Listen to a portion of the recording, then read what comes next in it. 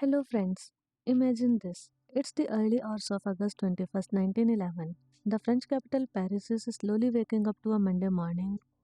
The streets are alive with the hum of daily life, people are rushing to work, the clatter of horse-drawn carriages and a faint scent of freshly baked bread wafting through the air. But something extraordinary is going to happen. Inside the Louvre Museum, three men emerge from the shadows. They are not ordinary visitors. In fact, they have spent the entire night hidden within the museum's grand halls, and now they are carrying something wrapped carefully in a blanket, something priceless. As they slip out of the museum and into the bustling streets, no one notices. No one realizes that these men are about to commit one of the most audacious art heists in history. They hurry to a nearby railway station, board a train at 8:45 a.m., and vanish into the morning mist. The world is oblivious. Little do they know, these men have just stolen a painting. But not just any painting, they have taken the Mona Lisa, the most famous, the most enigmatic, and the most valuable painting in the world. Today, the Mona Lisa is valued at nearly $1 billion. But why? What makes this painting so special? What secrets lies behind her mysterious smile, and how did a single theft catapult her to global fame? In today's video, we are diving deep into the mystery of the Mona Lisa. From her creation to her theft and the secrets hidden within her gaze, this is a story of art, intrigue, and timeless fascination. So just sit back and let's unravel the enigma together. The Mona Lisa, painted in 1503 by the legendary Leonardo da Vinci. Now, let me tell you something about Leonardo da Vinci. This man wasn't just an artist, he was a genius in every sense of the word. Imagine someone who was not only a painter but also an engineer, a scientist, a sculptor, an architect, and a theorist. His mind was a treasure trove of knowledge spanning subjects like cartography, astronomy, anatomy, botany, hydrology, geology, optics, and even paleontology. Yes, you heard that right. Leonardo da Vinci was a polymath. A man so ahead of his time that his life could fill an entire series of videos. But today we are focusing on his most iconic masterpiece, the Mona Lisa. Now, who was the woman in this painting? For centuries, her identity has been shrouded in mystery, sparking endless curiosity and debate. The first clue came from Giorgio Vasari, an Italian artist who wrote Leonardo da Vinci's biography in 1550. According to Vasari, the woman in the painting was Lisa Gherardini, the wife of a wealthy silk merchant named Francesco Giocondo from Florence.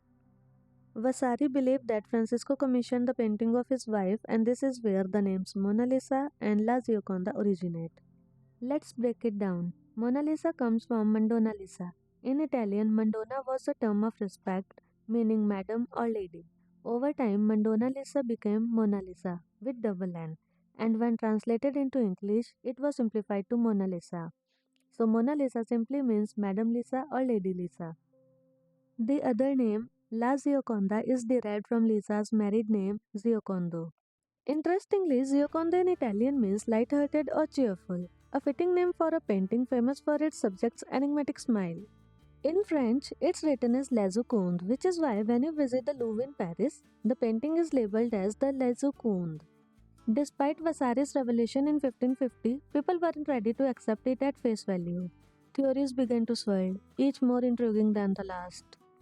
Some claim the woman in the painting was Leonardo's mother. Others believe that she was a queen from the Italian aristocracy. But the most captivating theory, that the Mona Lisa isn't a woman at all, it's a self-portrait of Leonardo da Vinci himself. Yes, you heard that right. Some theorists like artist Lillian Schwartz in 1987 suggested that Leonardo imagined how he would look as a woman and painted himself. Schwartz even used digital tools to overlay Leonardo's self-portrait with Mona Lisa, claiming to find striking similarities. But let's be honest, with enough imagination, any two faces can seem similar when placed side by side. Today, however, we can say with a high degree of certainty that a woman in painting is indeed Lisa Giocondo.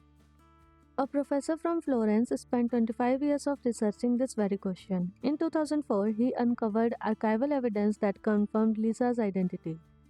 He also discovered that Da Vinci's family had close ties to the Giocondo's family, further solidifying the connection.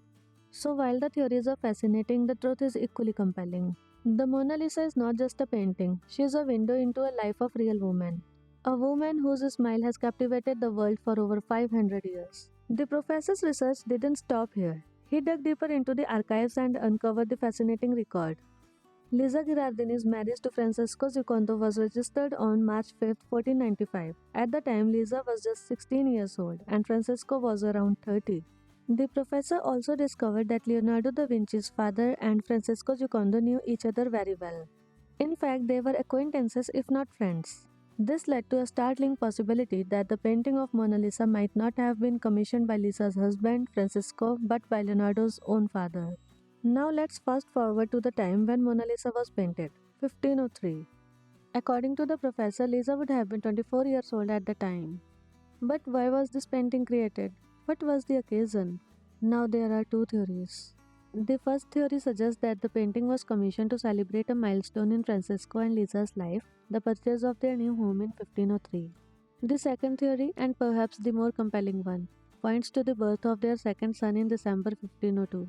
The second theory holds more weight, especially when you consider the emotional context. Just 3 years earlier, in 1499, Lisa and Francesco had tragically lost their daughter. The pain of that loss would have been fresh, and the birth of new child could have been a moment of joy and reflection.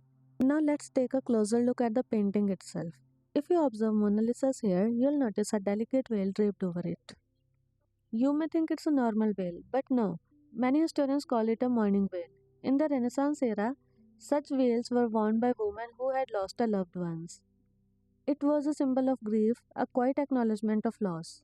Could this veil be a subtle nod to the daughter that Lisa had lost? A way for Leonardo to capture not just her physical beauty but also the depth of her emotions. The Mona Lisa isn't just a portrait, it's a story of love, loss, and resilience. It's a glimpse into the life of a real woman, a mother who had known both joy and sorrow. And perhaps that's why her smile is so enigmatic. It's not just a smile. Now here's a question that might have crossed your mind. If Leonardo da Vinci was Italian and Mona Lisa was Italian, why is this iconic painting in France today? The answer takes us back to the year 1516. At the time, King Francis I of the France was a great admirer of Leonardo da Vinci's genius. So much so that he invited Leonardo to come and live in France. Leonardo, then in his 60s, accepted the invitation and made the journey from Italy to France. And guess what? He didn't go empty handed. He brought with him the Mona Lisa. Now, here's where it gets intriguing. Historical records aren't entirely clear, but it's widely believed that Leonardo hadn't finished the painting by the time he moved to France. Imagine that. 15 years after he first started working on it, he was still perfecting it, still adding tiny details, still trying to capture that elusive essence that made the Mona Lisa so extraordinary. But fate had other plans. In 1519, just 3 years after moving to France, Leonardo da Vinci passed away in a French palace where he was staying. Now the question is, what happened to the Mona Lisa? King Francis I, who had grown deeply fond of the painting, decided to keep it as a part of his royal collection. For centuries, the Mona Lisa remained a prized possession of the French monarchy, hidden away in the opulent halls of the royal palace. Now, fast forward about 150 years to 1797. The world was changing. The French Revolution had swept through the country, toppling the monarchy and reshaping the nation. In the aftermath, many royal treasures were confiscated and handed over to the people. And so, the Mona Lisa found a new home, the Louvre Museum. It was here, in the heart of Paris, that the painting was unveiled to the public. No longer a private treasure of kings, the Mona Lisa became a symbol of art, culture, and history for the entire world to admire. From the hands of a Renaissance genius to the halls of the royal palace, and finally to the walls of the Louvre, the Mona Lisa's journey is as fascinating as the painting itself. It's a story of art, legacy, and the timeless power of human creativity. Now, here's something truly fascinating: the theft of the Mona Lisa in 1911. As I mentioned at the beginning of the video, the mastermind behind this audacious heist was a man named Vincenzo Peruzia. Along with two accomplices, he pulled off one of the most daring art thefts in the history. But why would someone steal the Mona Lisa? The answer lies in Perugia's national pride. He was an Italian nationalist and he firmly believed that the Mona Lisa, a masterpiece created by an Italian artist, belonged in Italy, not France. To him, this wasn't just a theft, it was a mission to bring back the painting to its rightful home. After stealing the painting, Perugia and his accomplices smuggled it out of France and into Italy. But let's pause for a moment and think about the enormity of this act. Stealing the Mona Lisa wasn't just risky, it was borderline insane. The painting was already worth millions of dollars, and its fame made it one of the most recognizable artworks in the world. Imagine the pressure Perugia must have felt. Every moment after the theft would have been filled with anxiety. Where could he hide such a famous painting? How could he ensure it wouldn't be discovered? The weight of his action must have been overwhelming. But before we delve deeper into the aftermath of the theft, let's take a step back and ask, what makes the Mona Lisa so special?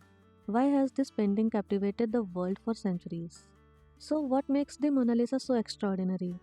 Why does this painting, centuries after its creation, still hold the world in awe?